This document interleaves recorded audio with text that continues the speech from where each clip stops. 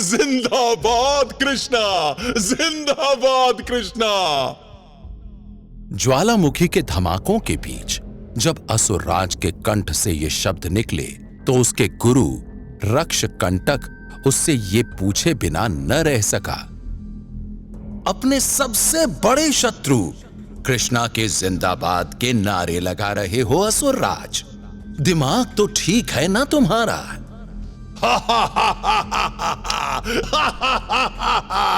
मेरे मस्तिष्क को कुछ नहीं हुआ है गुरुदेव। मैं तो मात्र कृष्णा के ऐसे नारे लगाकर उन नारों का अभ्यास कर रहा हूं जो जल्द ही समस्त पृथ्वी के मनुष्य के मुंह पर होंगे। और वो नारे होंगे, मुर्दाबाद कृष्णा, मुर्दाबाद कृष्णा, कृष्णा अमर रहे, कृष्णा अमर रहे। मुझे तो नहीं लगता असुरराज कि ऐसा शीघ्र ही होने वाला है, क्योंकि तुमने देखा ही है तुम्हारी भारी शक्ति से परिपूर्ण तुम्हारी एक राक्षसी शक्ति को कृष्णा ने कितनी आसानी से समाप्त कर दिया। गुरुदेव, ऐसा कहकर आप एक बहुत बड़ा कटाक्ष कर रहे हैं मुझ पर। अच्छा नहीं है गुरुदेव, ये एकदम अच्छा नहीं है, क्योंकि ऐसा करना मेरे क्रोध की जलती अग्नि में घी डालने जैसा कार्य है।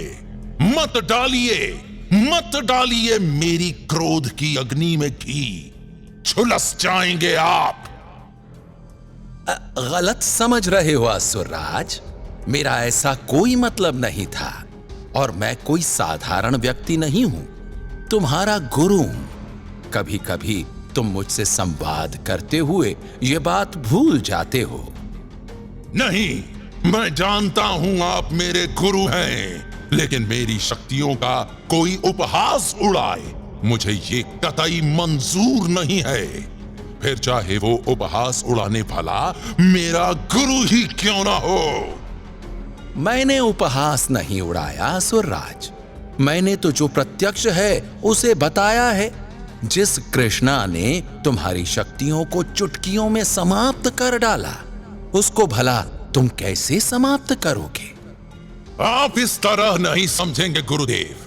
मेरी जिस राक्षसी शक्ति को कृष्णा ने समाप्त कर डाला, वो मेरी बहुत ही तुच्छ शक्ति थी, जिसे मैंने कृष्णा की शक्ति का परीक्षण करने के लिए भेजा था।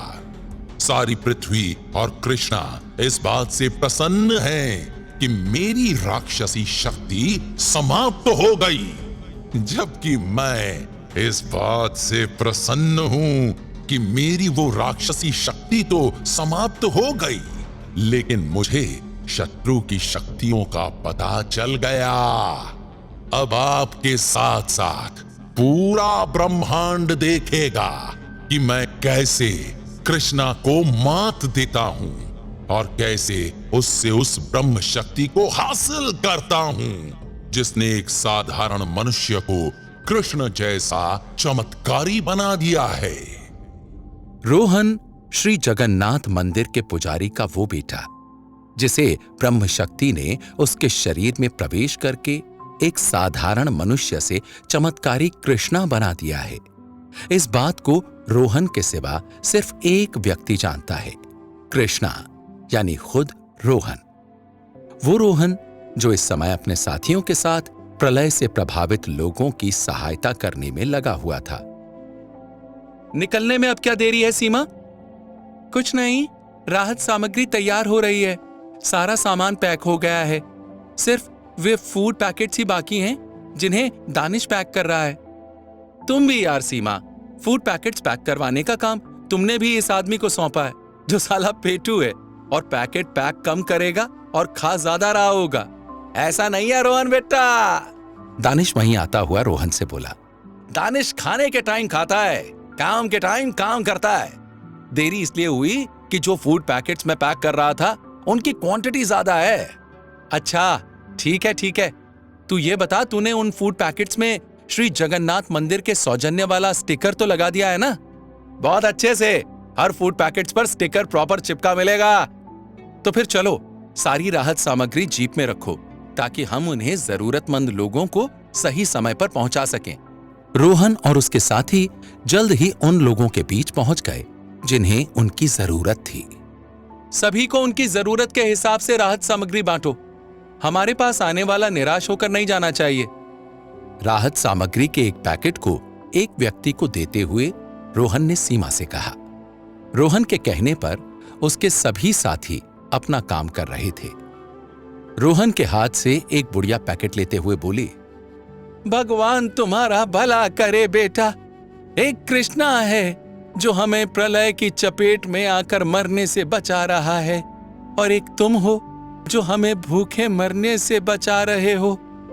मेरा कृष्णा से मुकाबला कहां कर रही हो अम्मा? वो सुपर हीरो है और मैं एक साधारण इंसान। ऐसा नहीं है रोहन भैया, तुम भी सुपर हीरो हो। जरूरी नहीं कि सुपर हीरो वही होता है जो आकाश में हवाओं में उड़ता है, बड़े बड़े दुश्मनों से लड़ता है।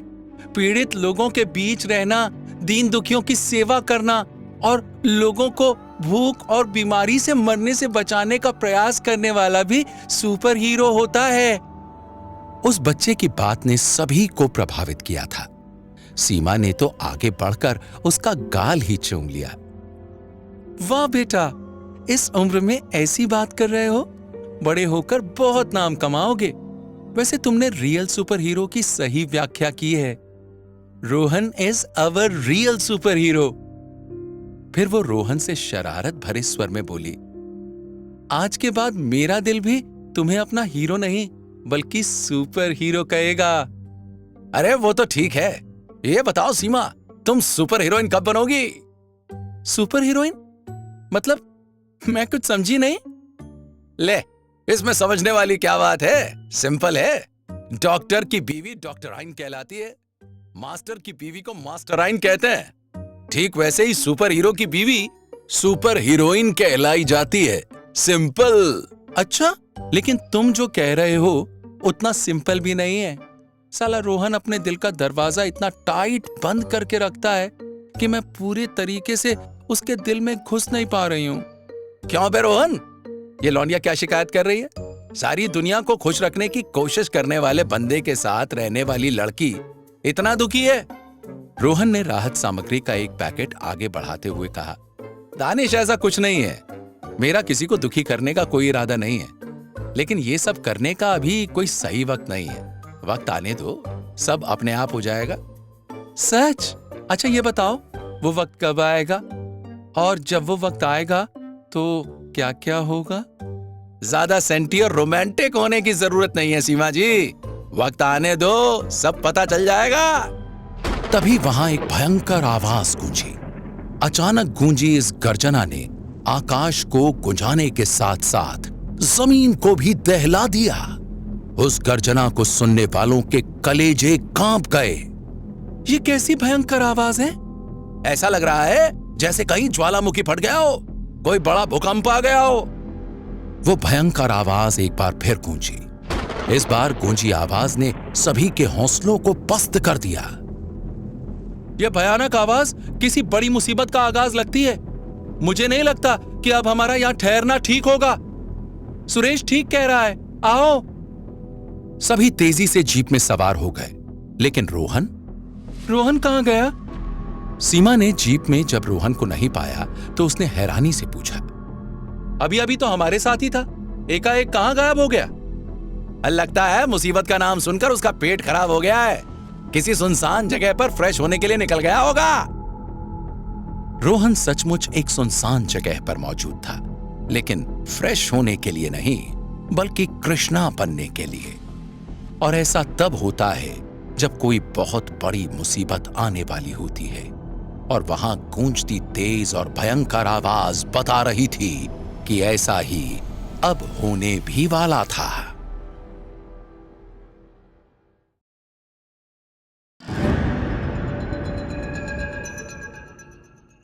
एक आवाज जिससे सारा आकाश गूंज रहा था, जिसके चलने से धरती कांप रही थी। उसके शरीर का कद किसी भी हाल में 10 फुट से कम नहीं था। उसके शरीर पर 4 लंबे लंबे हाथ थे। उसका भारी भरकम शरीर था और उसके शरीर के ऊपर उसका जो बड़ी हांडी जैसा बड़ा सिर था, उसमें उसकी ढेर सारी आंखें थीं। विशाल मुंह भयानक ढंग से फैला हुआ था, जिसमें से निकलकर एक बड़ी कांटेदार जीभ हवा में लहरा रही थी, जिसका अंग अंग भयानकता की गवाही दे रहा था। और इसी डर की वजह से लोग उससे बहुत दूर थे। ध्यान रहे, हमें उसके आसपास नहीं भटकना है। सही कहा, हम उससे जितना दूर रहेंगे उतना ही सुरक्षित रहेंगे। लोगों का भय भी ठीक था, और बात भी वो था ही इतना भयंकर और भयानक कि उसके पास भी भटकना अपनी मुसीबत को बुलाने जैसा था।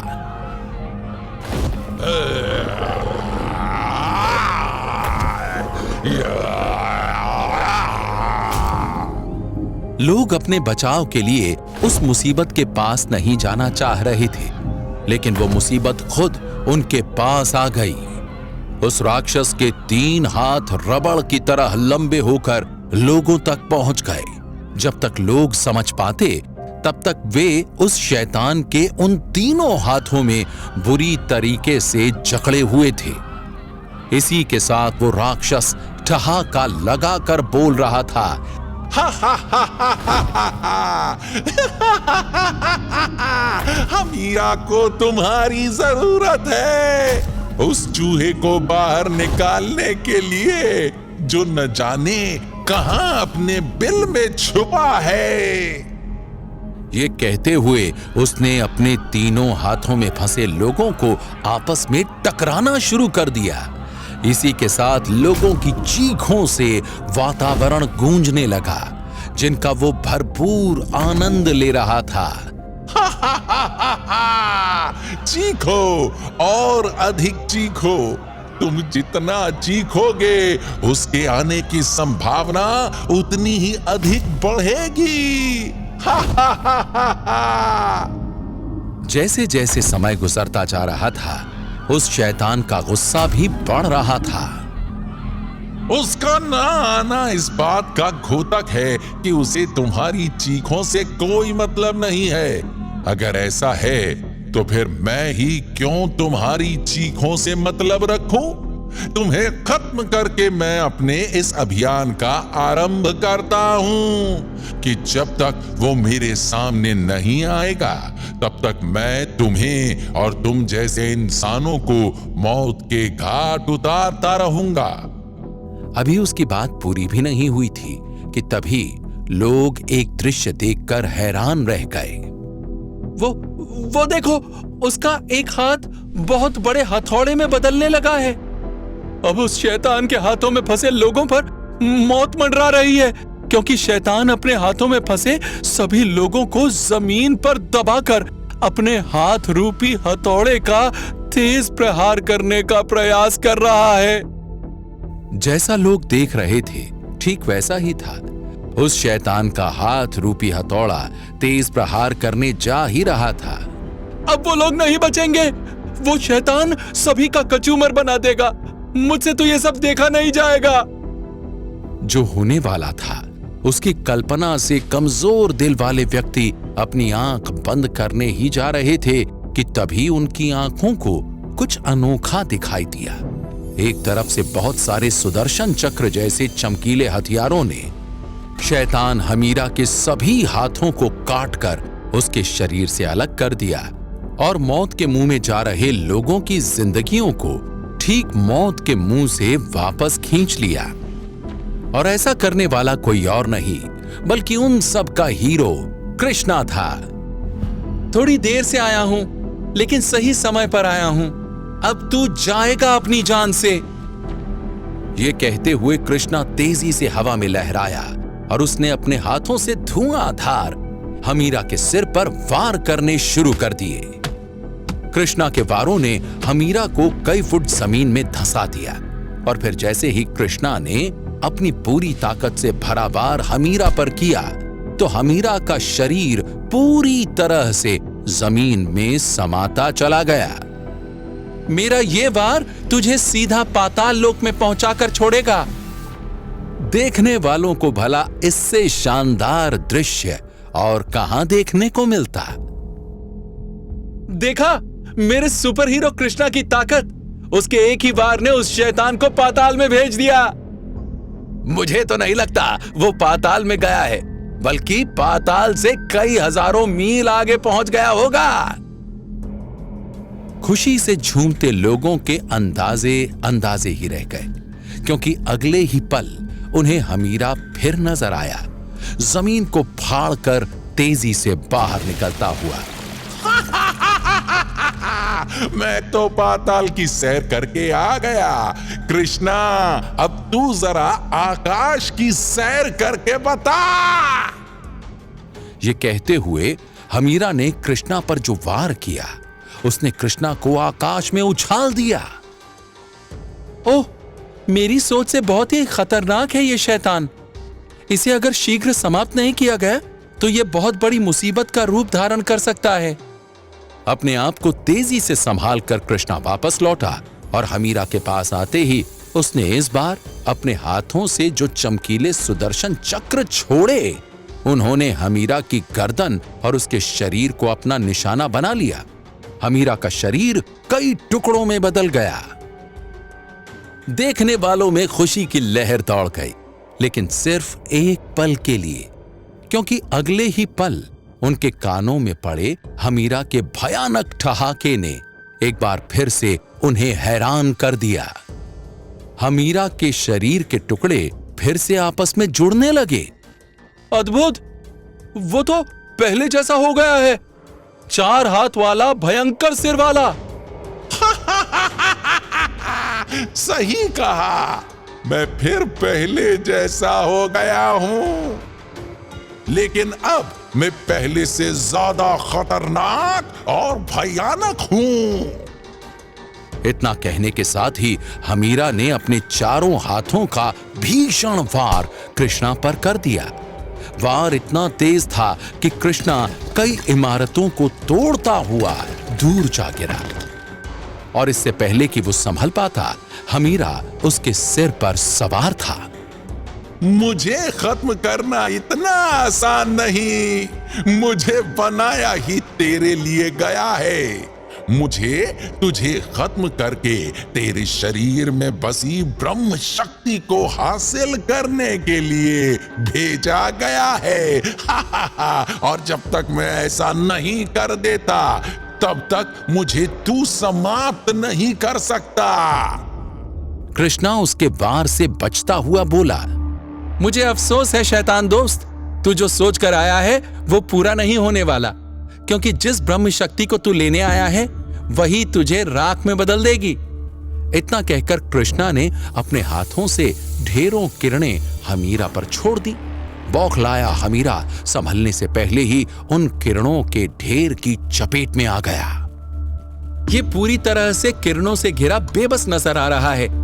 सही समय है कि मैं अपने हाथों से निकलती किरणों का तेज और बढ़ा दूं, ताकि इसके बचने की कोई गुंजाइश ही ना रहे।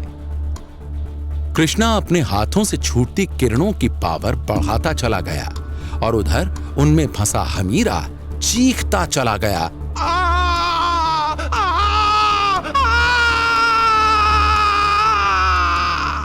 कुछ पलों बाद ही हमीरा की चीखें कम होनी शुरू हो गईं, और उसका कारण था कि कृष्णा के हाथों से छूटती किरणों ने उसके शरीर को तेजी से राख में बदलना शुरू कर दिया था। कुछ ही पलों बाद देखने वालों ने देखा कि हमीरा का सारा शरीर राख के ढेर में बदलकर जमीन पर पड़ा हुआ है। कृष्णा ने भी राहत की एक लंबी सांस ली। अच्छा हुआ मैं इसे जल्द ही समाप्त करने में सफल हो गया, वरना निश्चय ही ये सबके लिए बहुत ही खतरनाक सिद्ध होता। अरे ये क्या? बोलते बोलते अचानक कृष्णा को चौंक जाना पड़ा। कारण था वो सामने का दृश्य, जो उसकी आंखों को आश्चर्य से फाड़ देने के लिए काफी था।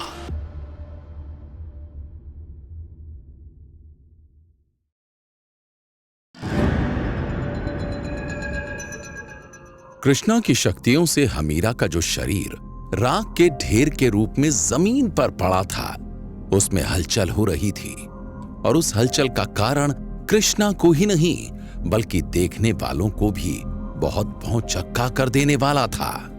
अरे वो क्या हो रहा है? उस राख के ढेर में फिर से उस शैतान का निर्माण हो रहा है। देखो देखो तो कैसे वो राख से बनकर दोबारा खड़ा हो रहा है। हाँ, लोगों की तरह कृष्णा भी उसी हैरान कर देने वाले दृश्य को देख रहा था। कमाल है, ये तो राख के ढेर से बनकर फिर खड़ा हो गया है, पहले से भी भयंकर रूप धारण करके। राख के ढेर से बनकर खड़े हुए हमीरा के हलक से निकलने वाले ठहाके अब और भी ज्यादा भयानक हो गए थे और जैसे ही हमीरा का शरीर पूरी तरह से बनकर खड़ा हुआ, उसने कृष्णा को उसके पैरों पर खड़ा नहीं रहने दिया। एक तेज वार से उसने कृष्णा को हवा में उछाल दिया।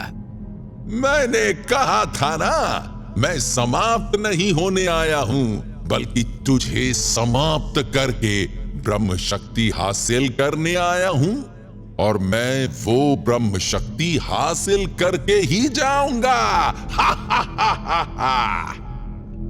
इसके भरोसे से प्रतीत हो रहा है कि इसकी शक्ति पहले से काफी अधिक बढ़ी हुई है। मुझे भी अपनी भरपूर शक्ति लगाकर इस पर वार करना होगा। कृष्णा ने वैसा ही किया। उसने अपने हाथों से ढेरों प्रकाश छोड़कर उससे कई सारे घूमते सुदर्शन चक्र का निर्माण किया। पलक झपकते ही सारे सुदर्शन चक्र बिजली की गति से घूमते हुए हमीरा के शरीर के आर पार निकल गए। हमीरा के शरीर में ढेरों बड़े बड़े आर पार छेद नजर आने लगे, लेकिन देखने वालों ने देखा कि जितनी तेजी से हमीरा के शरीर में छेद हुए थे, उतनी ही तेजी से वे छेद भरते भी चले गए। और जैसे ही हमीरा का शरीर फिर से सामान्य हुआ, वैसे ही उसने फिर से हमला कर दिया। लेकिन इस बार हमीरा ने अपना हमला कृष्णा पर नहीं किया, बल्कि लोगों पर किया। आसपास जितने भी वाहन खड़े थे, हमीरा ने अपने हाथों से उन्हें लोगों की तरफ उछाल दिया। क्या कार, क्या बाइक, क्या बस, क्या ट्रक, जो भी हमीरा के हाथों में आया वो हवा में उछल रहा था। ये वाहन बहुत सारे इंसानों को कीड़े मकोड़ों की तरह मार डालेंगे। लोगों पर मंडराते उस संकट को कृष्णा ने तुरंत ही भांपा। इस बार उसने लोगों को अपना निशाना बनाया है। मुझे तुरंत ही लोगों को बचाना होगा, वरना यहां लाशों के ढेर लग जाएंगे। अगले ही पल कृष्णा तेजी से हवा में लहराता हुआ बोला, अगर कृष्णा न होता तो शायद ये होता भी, पर मेरे होते एक भी वाहन किसी इंसान का बाल भी बांका नहीं कर सकता। हवा में मौजूद वाहनों को लोगों पर गिरने से बचाने के लिए कृष्णा तेजी से अपना प्रयास कर रहा था। कुछ वाहन को वो अपने द्वारा छोड़ी गई किरणों से नष्ट कर रहा था, कुछ पर अपने तेज लात और हाथों से वार करके उन्हें दूर उछाल रहा था, जो दूर, बहुत दूर जा रहे थे। ऐसा करते हुए कृष्णा हमीरा की तरफ से थोड़ा लापरवाह हो गया था। इसी का हमीरा ने जबरदस्त फायदा उठाया। उसने अपने सभी रबड़ जैसे हाथों से कृष्णा को जकड़ना शुरू कर दिया। ओह, ये क्या हो रहा है? ये तो हमीरा के रबड़ जैसे हाथ हैं जो मुझे तेजी से जकड़ने की कोशिश कर रहे हैं, लेकिन मेरी मजबूरी है कि मैं इस समय पूरे तरीके से इन पर ध्यान नहीं दे सकता, क्योंकि अगर मैंने ऐसा किया तो कई जिंदगियां मौत के मुंह में समा जाएंगी। कृष्णा नहीं चाहता था कि उसकी आंखों के सामने कोई इंसानी जिंदगी संकट में पड़े, लेकिन उसे क्या मालूम था कि उसकी यही चाहत उसे शैतान के शिकंजे में फंसा देगी। शुक्र है मैंने लोगों को हवा में मौजूद इस अंतिम वाहन को समाप्त करने के बाद बचा लिया। अब शायद इंसानों पर मंडराता खतरा टल जाएगा, लेकिन अब मुझे उनकी तरफ से ध्यान हटाकर अपने शरीर को लपेटे हमीरा के हाथों पर ध्यान देना होगा। मुझे इनकी जकड़ से बचना होगा। उफ, जकड़ तो बहुत ही मजबूत है। कृष्णा मुश्किल में था। ये बात उसके चाहने वाले भी समझ गए थे। कृष्णा को उस शैतान ने अपने शिकंजे में जकड़ लिया था। अब क्या होगा? कहीं ऐसा तो नहीं होगा कि शैतान कृष्णा के शरीर को मरोड़ तोड़ कर रख देगा? क्या बात कर रहे हो? वो कृष्णा है, कोई बकरी का बच्चा नहीं जिसे कोई भी दबोचे और मरोड़ दे। अभी देखना हमारा सुपर हीरो कृष्णा कैसे उसके शिकंजे से बचेगा और कैसे मार मार कर उसकी पुंगी बजा देगा। क्या हम अपने हीरो कृष्णा की मदद नहीं कर सकते? नहीं, हमारे लिए अच्छा यही है कि हम उससे दूर ही रहें और देखें कि क्या होता है। सभी दम साधे उधर देख रहे थे जिधर कृष्णा पूरी शक्ति लगाकर ठहाका लगाते हुए हमीरा के शिकंजे से छूटने की कोशिश कर रहा था। दांत भींचकर अपनी पूरी ताकत लगाता हुआ कृष्णा सोच रहा था, ये जकड़ मुश्किल जरूर है, लेकिन मुझे इससे छूटना ही होगा। अगर मुझे इस शैतान से इंसानियत को बचाना है तो इंसानियत को बचाने का जज्बा कृष्णा के शरीर में उबाल मार रहा था और जैसे ही धीरे धीरे वो उबाल अपने पूरे जोश में आया, वैसे ही कृष्णा ने वो कर दिखाया जिसे देखकर उसके चाहने वालों के हलक से खुशी की किलकारियां निकल पड़ी। देखो, कृष्णा आजाद हो गया। मैं कहता था ना, कृष्णा की ताकत के आगे उस शैतानी ताकत की कोई औकात नहीं है। वाह, हमारा कृष्णा सुपर हीरो है। एक अपनी पूरी ताकत से चिल्लाया, कृष्णा, अब तुम इसके शिकंजे में नहीं फंसना, शैतान को खत्म कर दो। ये बात कृष्णा भी अच्छी तरीके से समझ चुका था। अब मुझे वाकई इसे संभलने का मौका नहीं देना है। जब तक ये खत्म ना हो जाए मुझे रुकना नहीं चाहिए। इधर शैतान हमीरा के भी यही इरादे थे। मेरे वारों से अधिक समय तक नहीं बचा रहेगा तू कृष्णा, मैं तुझे कच्चा चबा जाऊंगा। मुझे कच्चा चबाने के लिए अब तेरा मुंह भी रबड़ की तरह बढ़कर मुझे अपने दांतों में दबोच लेने के लिए मैदान में आ गया है। कोई बात नहीं, अब अगर तू अपने से पहले अपने दांतों को खत्म करवाना चाहता है तो मैं तेरी ये इच्छा पूरी कर देता हूं। इतना बोलते हुए कृष्णा ने प्रकाश शक्ति का भीषण वार हमीरा के लहराते विशाल मुंह पर कर दिया। पलक झपकते ही वो विशाल मुंह पटाखे की तरह खिल खिल होकर बिखर गया, लेकिन एक पल ही लगा उसे फिर से वापस जुड़कर सामान्य होने में। तेरे वार बहुत ही घातक होते जा रहे हैं कृष्णा। लगता है तुझ पर जीत हासिल करने के लिए मुझे कोई दूसरा पैंतरा अपनाना पड़ेगा। ये कहते हुए हमीरा ने अपने विशाल सिर का एक जोरदार वार कर कृष्णा को दूर उछाल दिया।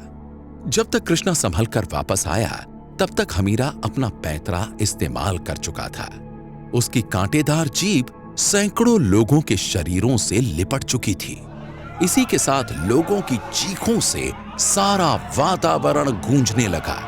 कृष्णा पलटकर लोगों की सहायता के लिए जैसे ही आगे बढ़ा, वैसे ही उसके कानों में हमीरा की चेतावनी पड़ी। रुक जाओ कृष्णा, अगर तुमने उन्हें बचाने की जरा भी कोशिश की, तुम यहाँ सैकड़ों इंसानों की लाशों के चिथड़े पड़े देखोगे। इधर तुम उन्हें बचाने के लिए मुझ पर वार करोगे, उधर मेरी अत्यंत शक्तिशाली शैतानी शक्तियों से भरी मेरी जीभ उन्हें टुकड़ों टुकड़ों में बांट देगी। अगर तुझे मेरी बातों पर विश्वास नहीं है तो कर साहस और उन्हें बचाने की तिल भर की कोशिश कर। देख, तुझे सब कुछ अपने आप पता चल जाएगा। कृष्णा ने लोगों को बचाने के लिए जैसे ही आगे बढ़ने की कोशिश की, वैसे ही हमीरा की जीभ में लगे कांटे लंबे लंबे होकर सभी के शरीरों में धंस गए। सैकड़ों लोगों की दर्दनाक चीखों ने एक बार फिर वातावरण को अपने आगोश में ले लिया। इसी के साथ कृष्णा जहां था वहीं के वहीं खड़ा रह गया। नहीं, मैं आगे नहीं बढ़ सकता। मेरी वजह से किसी की जान जाए, ये मुझे मंजूर नहीं है। कृष्णा की यह हालत देखकर जबरदस्त ठहाका लगाता हुआ हमीरा बोला, तू रुक गया है कृष्णा। मतलब ये है कि तू सैकड़ों इंसानों के प्राणों का मूल्य समझ गया है। अभी काम और कर, सैकड़ों प्राणों को बचाने के लिए अपने प्राण भी दे दे। छोड़ दे इन सबको। छोड़ दूंगा, मैं वचन देता हूं। तेरे प्राण हरने के बाद ब्रह्म शक्ति हासिल होते ही मैं इन सभी मनुष्य को छोड़ दूंगा। मैं अपने वचन पर खरा उतरूंगा, परंतु मेरा वचन इस बात पर निर्भर करता है कि तू अपने वचन पर खरा उतरेगा या नहीं। इतना कहकर हमीरा ने कृष्णा पर एक प्रचंड वार कर दिया। कृष्णा उस वार से बच सकता था, लेकिन बचा नहीं। बचता कैसे? उसे सैकड़ों प्राण जो बचाने थे, औरों के लिए अपने प्राणों का बलिदान देने जा रहा था वो पृथ्वी रक्षक, और उसके शत्रु का उतावलापन बता रहा था कि ऐसा अब कुछ ही पल में होने वाला है।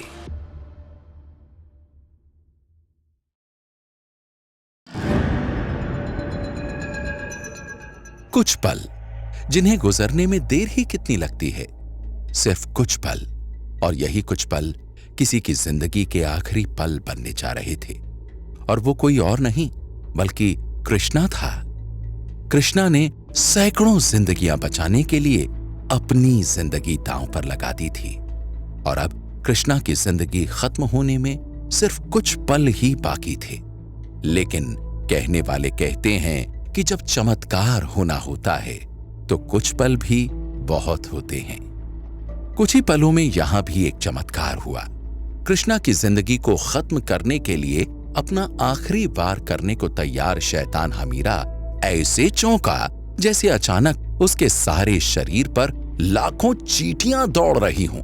जिस कृष्णा को फंसाकर वो मौत के घाट उतारना चाहता था, वो उसे भूल गया था। इस समय तो उसे सिर्फ इतना याद था कि उसके साथ कुछ विचित्र हो रहा है, जिसके कारण उसे अपना सिर पकड़ने के लिए मजबूर हो जाना पड़ा था। उसके मुंह से अब बेहद घबराई हुई आवाज निकल रही थी। मैं बुरी तरह से घबरा रहा हूँ। मुझे क्या हो रहा है? अरे मेरे सारे शरीर में भीषण चुभन कैसी हो रही है। अचानक ये वातावरण इतना भारी कैसे हो गया कि मुझे सांस लेना भी कठिन हो गया है। मुझे क्या हो रहा है?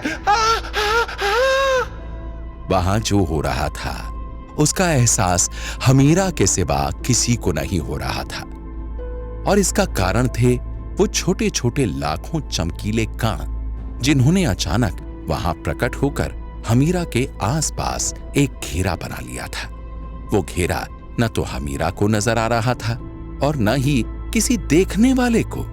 सिर्फ कृष्णा ही ऐसा था जो उन चमकीले कणों से बने उस घेरे को देख पा रहा था। अचानक हमीरा बुरे तरीके से छटपटाने लगा। अब उसे न तो अपनी जीभ में फंसे इंसानों की जान लेने की चिंता थी और न कृष्णा को समाप्त करके उससे ब्रह्म शक्ति प्राप्त करने की। हमीरा की हालत बता रही थी कि इस समय उसे अपनी जान की पड़ी हुई है, वो जान जो शायद उसके हलक में अटकी हुई थी। तभी वो पीड़ा से चीत्कार कर उठा। अब तक कृष्णा संभल चुका था और हैरानी से हमीरा को देख रहा था। यह अचानक हमीरा को क्या हुआ?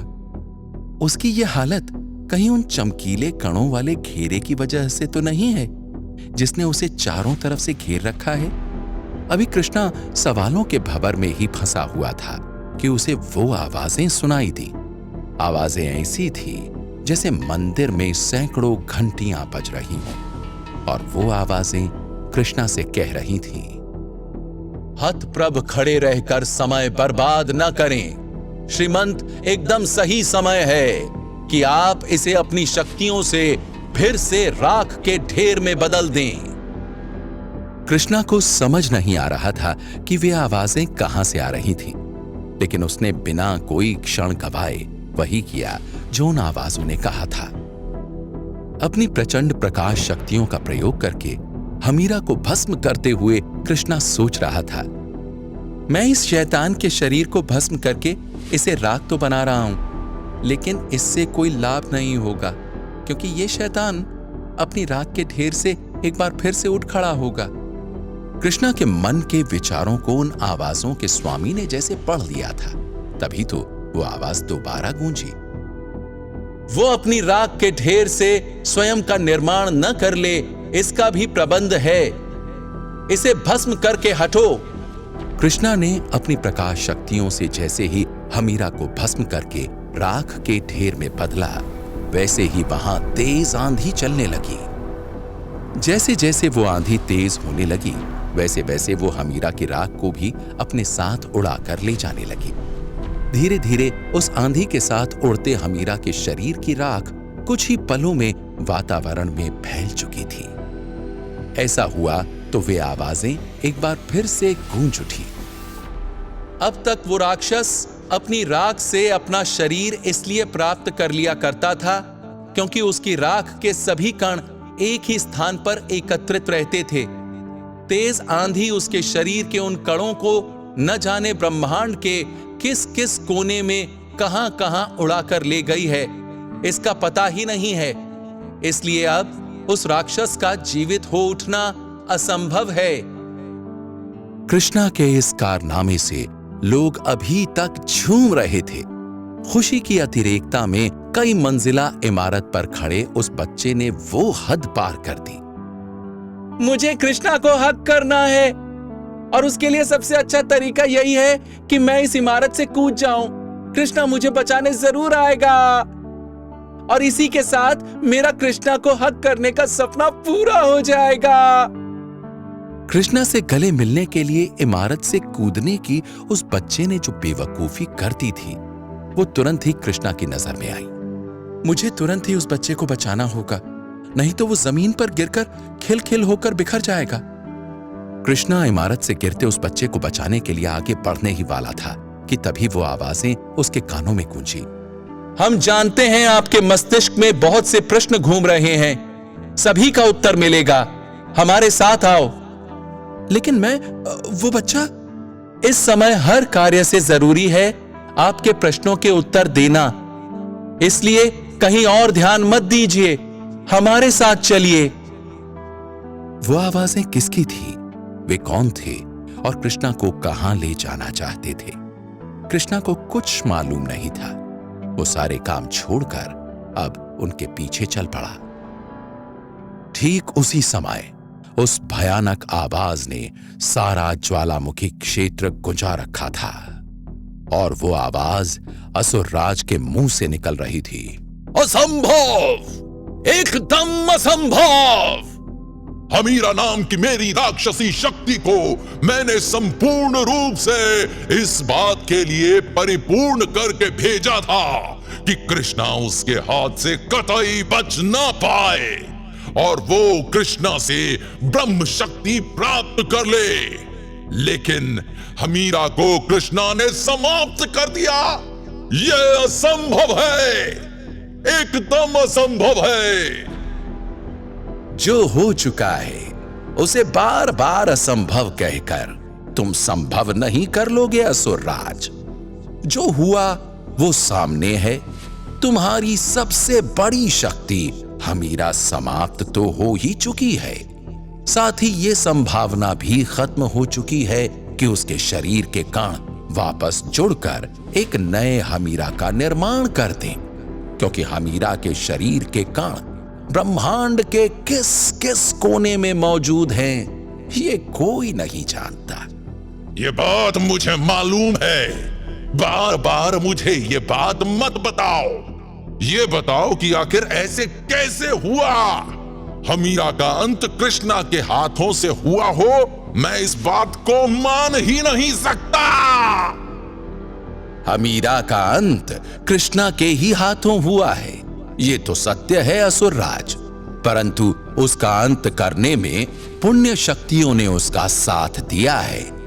पुण्य शक्तियों ने सही समय पर पहुंचकर सिर्फ कृष्णा को बचाया ही नहीं, बल्कि कृष्णा को ये उपाय भी सुझाया है कि तुम्हारी सबसे बड़ी शक्ति हमीरा को कैसे समाप्त किया जा सकता है? पुण्य शक्तियां, ये पुण्य शक्तियां कहां से आ गईं? इस बात को कोई नहीं जानता, परंतु मैंने तुम्हें पहले से ही अवगत करा दिया था कि अगर ब्रह्म शक्ति सक्रिय हुई है तो पुण्य शक्तियों का भी सक्रिय होना अवश्यंभावी है। जब से पृथ्वी बनी है तब से पुण्य शक्तियां इस पृथ्वी पर मौजूद हैं, परंतु कहां ये कोई नहीं जानता। और इस समय तो कृष्णा भी कहां है किसी को नहीं पता।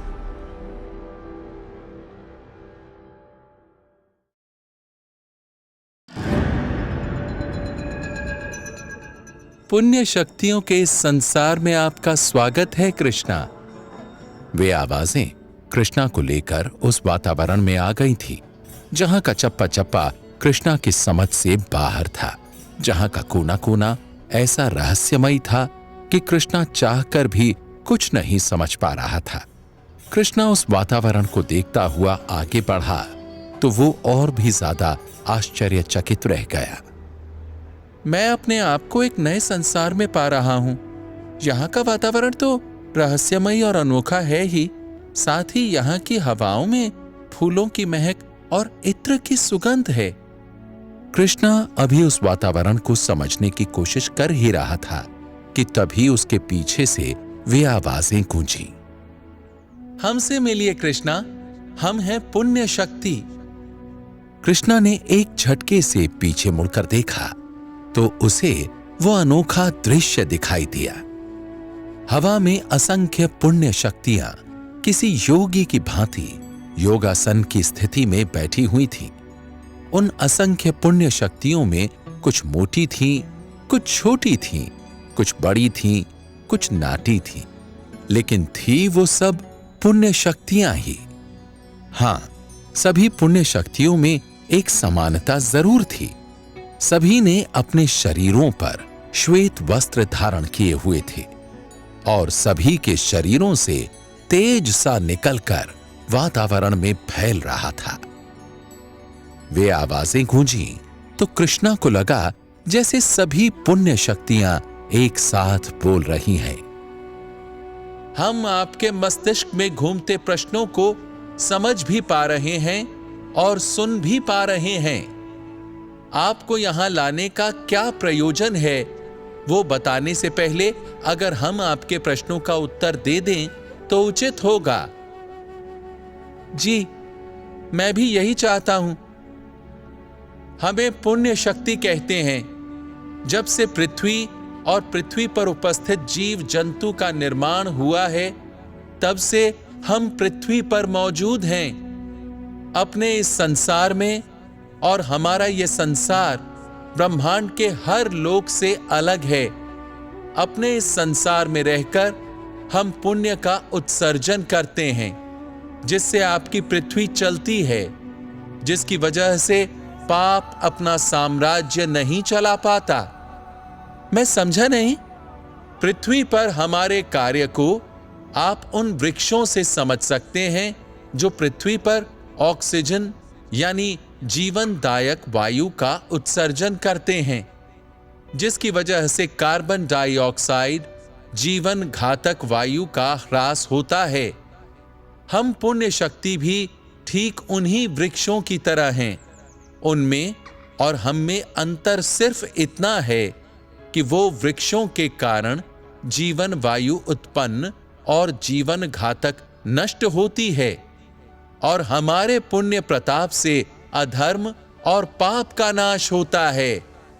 ये कार्य हम युगों युगों से करते आ रहे हैं और युगों युगों तक करते रहेंगे। हम किसी को नजर नहीं आते और कोई हमें देख नहीं सकता, क्योंकि तुम ब्रह्म शक्ति धारक हो, इसलिए तुम हमें देख और सुन पा रहे हो। वास्तविकता यही है कि ब्रह्म शक्ति के कारण ही हमें अपने इस संसार से निकलकर सक्रिय होना पड़ा। कृष्णा बड़े ध्यान से सभी कुछ सुन रहा था। हम युगों से दिव्य हृदय में बसी ब्रह्म शक्ति के रक्षक हैं। ये हमारे ही प्रताप का फल है कि जब हमें इस बात का आभास हुआ कि ब्रह्म शक्ति को कोई हथियाने का प्रयास कर रहा है, तो हमने एक योजनाबद्ध तरीके से आपको श्री जगन्नाथ मंदिर में भेजकर ब्रह्म शक्ति को आपके शरीर में प्रवेश करवाया।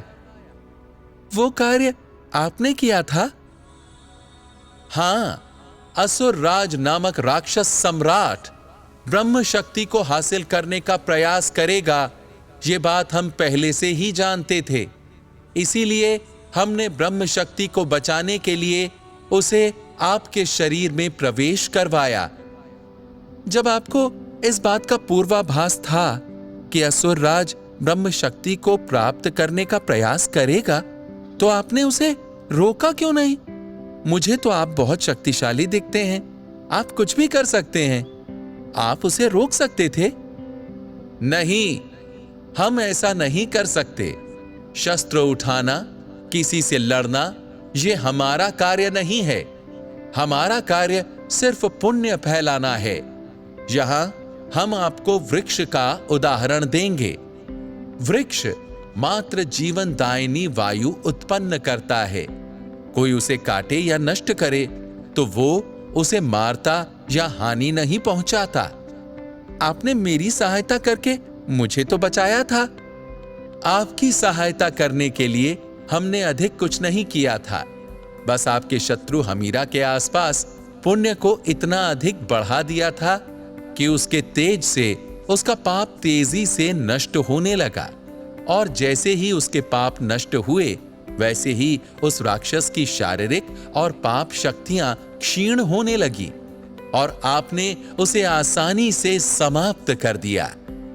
और वो आंधी जो हमीरा के शरीर के कणों को पता नहीं कहां कहां उड़ाकर ले गई, वो हमारी सभी की एक साथ सांस छोड़ने की प्रक्रिया थी, जिसने एक भयंकर आंधी का रूप ले लिया था। अब आप मुझे यहां लाने का प्रयोजन भी बता दें। ब्रह्म शक्ति आपके शरीर में विराजमान है, लेकिन न तो आप ब्रह्म शक्ति का प्रयोग करना जानते हो और न उसे सुरक्षित रखना। आपको इसी का प्रशिक्षण देने के लिए हम आपको यहां लेकर आए हैं। हमारे द्वारा प्रशिक्षित होने के पश्चात आप ब्रह्म शक्ति का उचित प्रयोग भी कर पाएंगे और उसे तब तक सुरक्षित भी रख पाएंगे जब तक उसे दोबारा फिर से दिव्य हृदय में नहीं रख दिया जाता। आप मेरी सहायता कीजिए, मुझे बताइए कि वो दिव्य हृदय कहाँ है। मैं उसे वहां से ले आऊंगा। फिर आप मेरे शरीर में मौजूद ब्रह्म शक्ति को उसमें सुरक्षित रख दीजिए। दिव्य हृदय को अपने दुष्ट और राक्षसी शक्तियों की सहायता से असुर राज प्राप्त कर चुका है, और बात मात्र असुर राज तक की ही होती तो हम फिर भी उसे फिर से प्राप्त करने के लिए तुम्हारी सहायता कर सकते थे।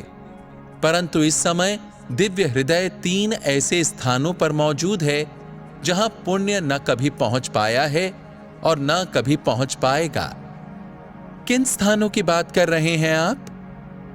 बताते हैं, और बताते क्या हैं, दिखाते हैं। आप सब कुछ बड़े ध्यान से अपनी आंखों से देखिए और कानों से सुनिए।